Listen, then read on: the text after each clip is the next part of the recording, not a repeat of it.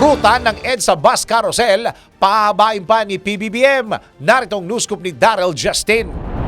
Pahabain at palalawakin ni Pangulong Ferdinand Bongbong Marcos Jr. ang mga ruta ng EDSA Bus Carousel upang mabawasan ang trapiko sa Metro Manila. Ito'y matapos talakayin sa kauna-unahang Traffic Town Hall Summit ang malalim na problemang kinakaharap ng bansa pagdating sa trapiko. Ayon sa Pangulo, hindi matutugunan ang problema sa matinding traffic kung hindi magkakaroon ng maayos na mass transit system sa bansa. Maliban dito, bahagi rin ng plano ni PBBM ang pagsasaayos ng stations at paggawa ng tulay sa Pasig River. Tututukan din ng pamahalaan ang mga active transportation facilities gaya ng mga walkways at bike lanes para isulong ang malusog at sustainable na paraan ng paglalakbay.